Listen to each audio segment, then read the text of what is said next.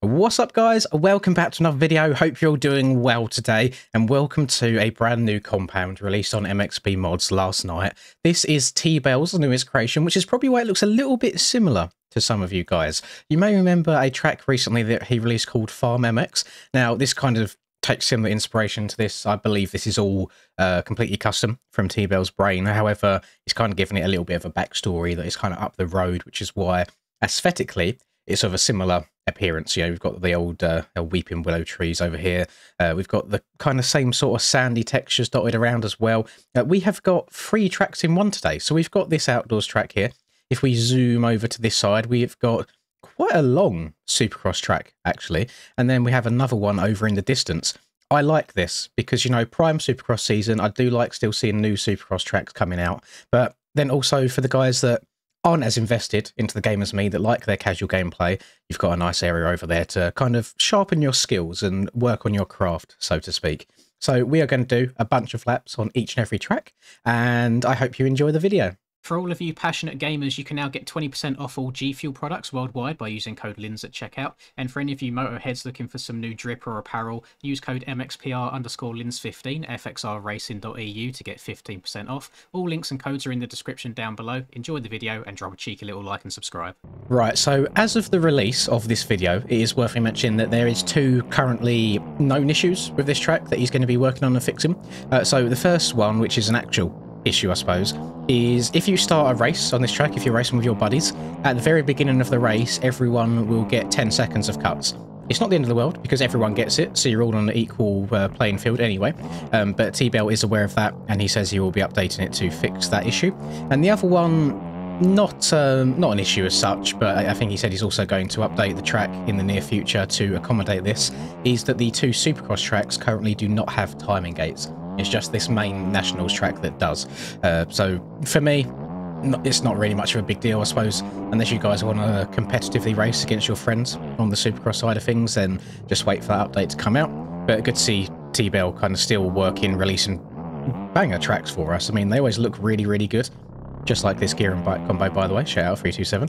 And they ride really good too. Now, I am riding the 450 today, so we shall see how it works out scaling-wise. If I'm going based off of the farm, which is, I guess, the sister to this track now, then the farm was a little bit smaller, or either that or just the way that the jumps were built just sent you really, really far. So I'm going to try and be a little bit conservative on this track and just not fully send everything. I'm just going to check up just a little bit. Like, that was nice. I checked up a bit there, downsided that, lovely. That's really satisfying. You can rail that nicely. I wonder if you can step up and over that on the way out of it. Not too sure. Let's keep an eye on the map. This is, you can see actually, looking over at the map on the right hand side, quite a long track as well. Very, very long one. And I'm actually quite vibing with third person right now. Usually I'll do a section and that's it, but I'm flowing. Literal first laps of the day. You love to see it. I thought we had a freestyle ramp over there for a second there, but that's just an over-under bridge, so we won't be getting too steezy anytime soon. I wanted to apologise to all of the Hunter Lawrence fan club. You may remember in yesterday's video, I said that I would smile if Hunter didn't do too well. That's not coming from a place of malice. I don't hate Hunter in any way. That was just to try and get under Charlie's skin a little bit because he is a huge, huge, huge Hunter fan. So if he didn't do amazing, it just would have been funny to kind of rub his nose into it. I apologise. I feel like I might have jinxed him a little bit. But can we all agree? We'll get the one swear word out of the way for the video. Fuck Vince Freezy. What an absolute twat. And I know there's going to be those few edgy people that are going to go down into the comments and try and defend what he done. And here's my take on it. Yes, you have got the wheel on everybody. Yes, you maybe do have the right to move over a little bit. You do not have the right from about middle of the outside of the box to crank a hard right, destroy everyone's noses, leaving them no time to brake, and taking a quarter of the field out. Brain dead moves. It's just absolute twat, absolute idiot. He could have quite easily have cut over a little bit there and stayed around middle to drifting outside in the first turn and probably still come out with the lead because he had a good nose on everybody.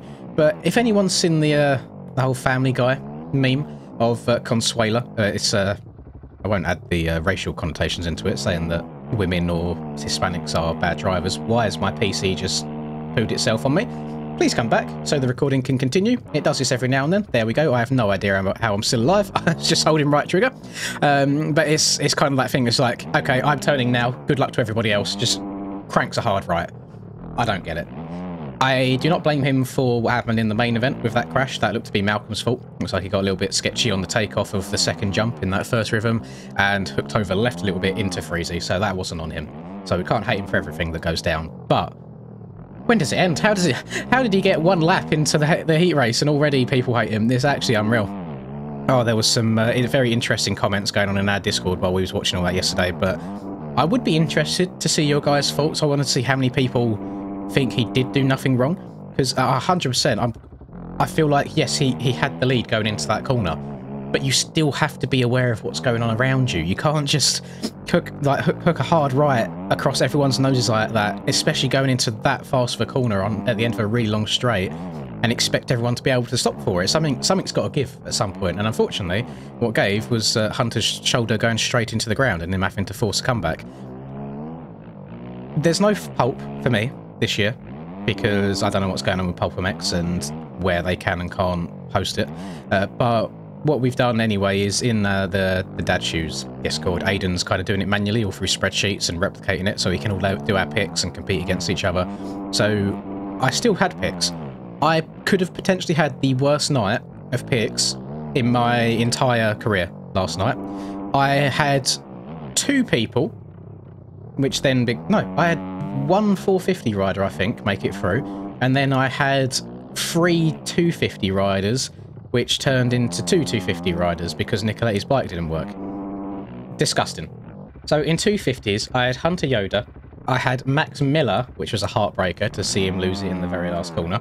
I had Phil Nicoletti, obviously had his bike problems on the start, and then I had Jordan Smith.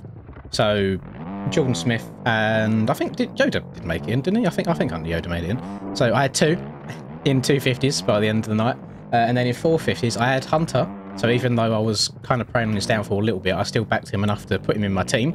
So Hunter didn't make it through. Oh, please survive that, please survive that, please survive that. Yes. I also had Webb, who decided to take a little bit of a dirt sample towards the end of the race. I had Morans, who didn't make it through, and then I also went for the wrong Hill brother. I went for Josh Hill over Justin Hill, and he didn't make it through, unfortunately, either. I even went as far as doing FFLs. I had RJ for 250s, didn't get FFL. I had Prado for 450s, didn't get FFL. So an absolutely abysmal night of pulp picks for me. It was pretty damn gross, but thankfully it doesn't sting quite as hard because I can't see where I would have placed just because pulp's no longer available in the UK. So I'm just basically last within our friend group, which is not the end of the world, really. How did you guys do? If you still have the ability to use pulp, did you get lucky?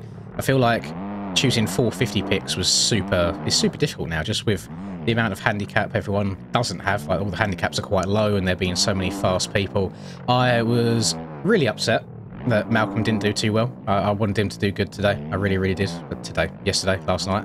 Sushi done okay.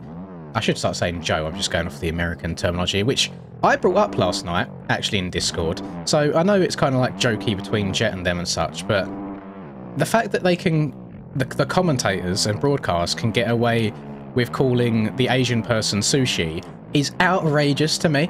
Like, imagine if a person of a slightly maybe darker skin complexion turned up and they started naming them after foods that are commonly associated with them folk. I feel like I'm walking on eggshells here without getting myself cancelled, but I can't say the actual words. That would be outrageous. There would be uproar. I have no idea how they still get away with calling them sushi. It's unreal. But I suppose that's the nickname that's stuck now at that point. But yeah, I was really upset. I think Joe did make a good comeback. It's just that start of the race, man. He's such an L at the beginning. It's really disappointing. And then, of course, the man of the hour, the man of every hour, the man of every race recently.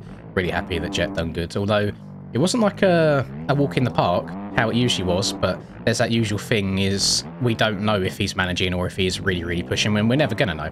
He could be pushing super hard and people still be like, oh, he's just managing the race, it's fine, but he got the job done.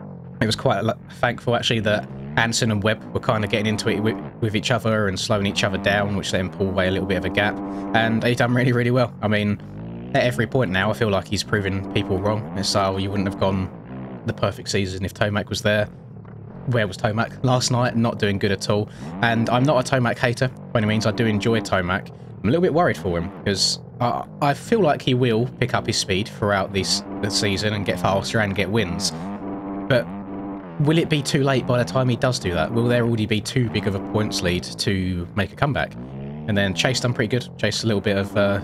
he went under the radar a bit last night, I think, with just during the race. I don't think the broadcast even watched him once throughout the entire main event. So good on him for finally getting a good solid result and getting out of Anaheim 1 well. And it was decent racing. I expected a little bit more like bar banging, to be fair, with that many big names in one race. Everyone kind of done their own thing other than Anson and Webb kind of going back and forth a little bit. So good racing. I'm very, very excited to watch round number 2 as well. More excited now to do the in-game racing as well. It's kind of built a little bit of hype behind Supercross for me. And over the last day or so, since racing A1 in-game, I've been messing about with different bikes and bike choices, and I thought I had something good worked out on the gas, and then I was enjoying the KTM for a bit. Every time I come back to the Husky, it just feels right. It feels like home, and I feel like I need to stick to it. Because even if I feel better on another bike, in terms of if I feel like I'm going fast, the numbers on the clock, the numbers on the lap times, don't really agree. I'm still always like half a second to a second off of where I expect to be. So there's just something about the Husky for me that just does it right. So she's my girl. You know, we've got a bit of history between us. We feel a little bit nostalgic every time I ride her, flashing back to that 2022 season where I was actually good at the game. And I think she could be here to stay. So for all of you Husky enjoyers, enjoy it while you can, because this is going to be it for the rest of the season, I think. Whilst my brain has been fully shut off and I've just been spinning laps here, that orangey Supercross track, the clay Supercross track, really easy to learn, by the way. Like, it just feels right. You know, you get the right amount of speed coming out the corners to hit these triples and step-ons and step-overs. T-Bell did mention on the release of this that it was originally built for the original Beta 18 OEMs. So in terms of scaling and stuff, it might be a little bit on the smaller side now, where these bikes are faster. But I feel like they ride okay. I don't mind the scaling on it. It's quite simple. It's fairly straightforward and not bad tracks at all to even just learn Supercross as well before really throwing yourself into the deep end. Because I feel like these are the tracks where you can really practice like your seat bouncing out the corners, trying to get them triples and maybe some quads in there too. And then once you've done that, you can move up to anything, I guess, made by Stone Rider in the last month or so to get those even bigger lines. Oh, there's some big lines here. There's some quads available, I think. Jump over that. I am going the right way, aren't I? Some of these jumps feel like very peaky. I'm scared that I'm not going the right way. Oh, this is an interesting looking bridge. Oh, well, I'm scared to get on the power there. Sometimes the traction on them walls is a little bit sketchy. Step over that. Step... Oh, God. Oh, God. Yeah, I'm definitely going the right way, because I don't think you're meant to hit a dragon's back there backwards. So we just need to get a little bit more flow going. This one seems not quite as straightforward to learn as the clay one did. But they're still really nice and flowy nonetheless. Let's step onto this time. No, I still accidentally stepped over. I feel like you definitely want to go step on and step off. That will be the fast move. Because then you can probably get a whole bunch of speed, send this bad boy, and either downside it here to triple or even quad the entire thing, which then will lead to some big rhythms through here too. I'm actually really dialed and comfortable in whoops now as well. More so than I think I ever have been. The suspension on this Suzuki feels very, very fresh and very, very nice. And that is something else that I've struggled with going on other bikes as well. So I tried the gas, for example, and in the whoops, the gas, I can't quite get it perfect. You know, like I get it so it's good, but every now and then it will catch me out, whereas I feel like on the Husky, it very, very rarely catches me off guard. Like I feel really comfortable all the time. And the gas, it feels better in the turns. For me, the front end feels super planted, like really, really good. But then, yeah, it's just that I need that level of comfortability in the whoop, especially when it comes to race time and you've got 20 minutes of hitting whoop sections over and over again, and really you don't want to mess up even once because it will cost you a whole bunch of time. So yeah, it's nice to just have that level of comfortability. So let's go step on, step off, triple win maybe. I didn't realise there was an additional little roller before the takeoff of that. This is a bit of a tricky section actually. I'm not too sure what to do through here just yet. Let's go step over and then triple, double into the turn, yes, and then we're going to go triple out of this, triple into this one. A little bit of a better flow. I probably cut out the last lap because I was just bouncing my way through the entire thing and rolling everything. Let's go out wide here. Little soupy triple, and then triple over. Send this into the sand, maybe? Maybe not. That's asking a little bit. There is a very deep inside rut there in this sand corner, which could be quite nice. And then I definitely think you want to quad this. And then you might be able to downside here and then double into the corner. So this one definitely more technical than the clay track for sure. Just give it a couple extra laps and I'm sure get a bit of a rhythm going on as well. Let's get up and over this bridge. Got to be a little bit more precise on that. Quite a precise landing. Go triple, triple, triple. Round to the right. I'm running 0.5 a road for anyone wondering as well. You can see even after about 3 or 4 laps on this track, it's starting to get beaten up a little bit. You know, you can really see it's very defined ruts, which I quite like. And then we squad this whole thing. Oh, that's so doable. Oh, that's a bit of a stretch. You know I think a line's possible when I turn around and have to go and hit it again. So, on, off. Try and stay a little bit lower. There we go. Stretch that bad boy out. Oh, so close. Okay. I'm not going to spend all day trying to go for that 100% you can quad out of that entire thing, which would be very quick. Not sure that's the intended line by any means, but it works. It works. It's a line. It's a good line. And then triple, lovely stuff. I think really good track. Like, really enjoyable. All 3 of these tracks are really solid just to spin laps on and just work and get more consistent, improve your pace a little bit.